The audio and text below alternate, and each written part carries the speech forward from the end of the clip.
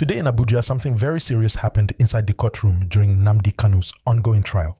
And honestly, the situation got very tense.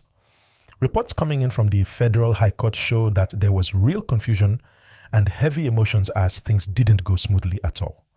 People who were inside said the atmosphere was charged, and even the judge had to pause the session for a moment when the situation became uncomfortable.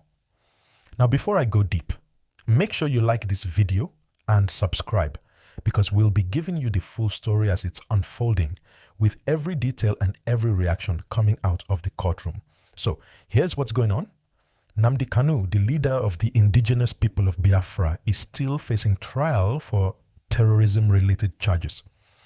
The government says he has been inciting actions that threaten national security, but Kanu and his lawyers have been insisting that the charges against him are not valid and that the law being used to try him is outdated and cannot be used anymore.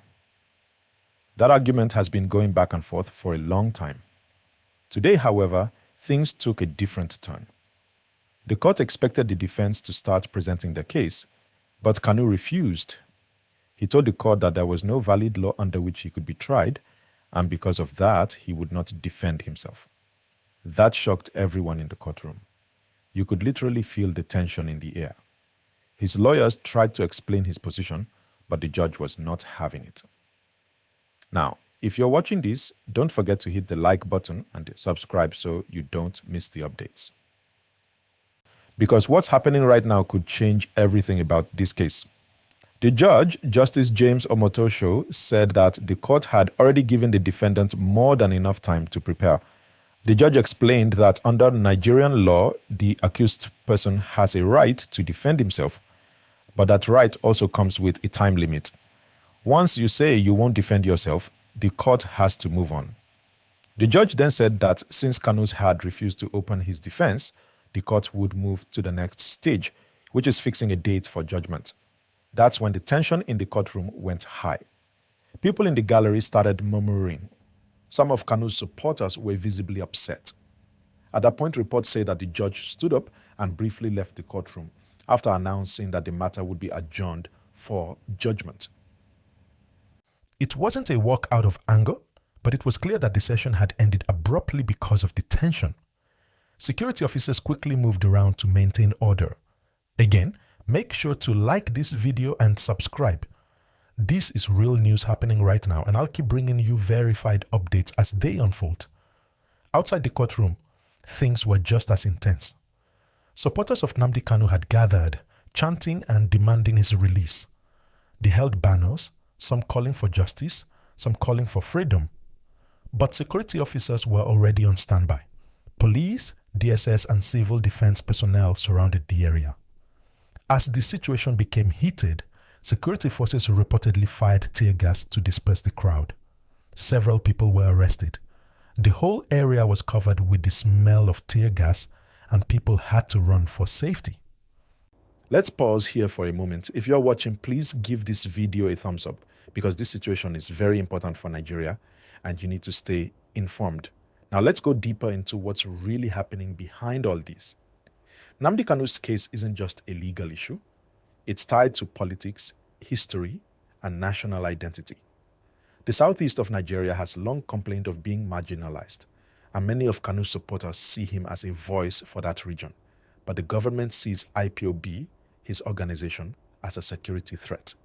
They accuse the group of promoting division and violence. That's why this trial is being watched very closely, not just by Nigerians, but by people around the world. So when Kanu refused to defend himself, many saw it as his way of protesting what he calls an unfair system. He's saying, "This court has no right to try me." But from the government's view, the court is doing exactly what the law says it should do. That clash between political belief and legal process is what's making this case so emotional. Now, what happens next? The judge has fixed November 20, 2025 as the date for judgment. That means in just a few weeks, the court will give its final decision. If he's found guilty, it could bring stronger government control in the southeast. If he's set free, it could boost the confidence of his supporters and maybe even increase political agitation in that region. Either way, Nigeria will feel the impact. Before I continue, Please remember to like this video and subscribe. Your support helps us bring these important updates directly to you. Back to the matter. Today's event shows how divided opinions still are. Inside the courtroom, you could see two sides of Nigeria's story. On one side, government lawyers saying this is about national unity and rule of law. On the other side, supporters saying this is about freedom and justice. Both sides believe they're fighting for the country's future, and that's what makes this case so sensitive. Many Nigerians watching this are wondering, will this ever end peacefully? Can dialogue solve what courts and protests haven't solved for years? Experts say that the outcome of this trial might influence whether there will be more talks about inclusion or whether the situation could get more tense. At this point, let's take a moment to talk about courtroom behavior because it matters a lot. Trials like this are not only about law, they're also about public trust. When things appear disorderly in court, when voices are raised or emotions spill over, people start to doubt whether justice is truly being done. So today's disruption sends a strong message that the country needs calm, respect, and order, even when emotions are high. If you agree with that, click the like button right now and subscribe to stay updated. We'll keep bringing you calm, clear updates without noise or bias. Now let's go back to Kanu's refusal to defend himself. This kind of move is very rare. In most cases, defendants use the chance to call witnesses or to speak for themselves. But Kanu's decision seems more symbolic. It's like he's saying, I do not recognize this system. Some people support that, others think it's risky.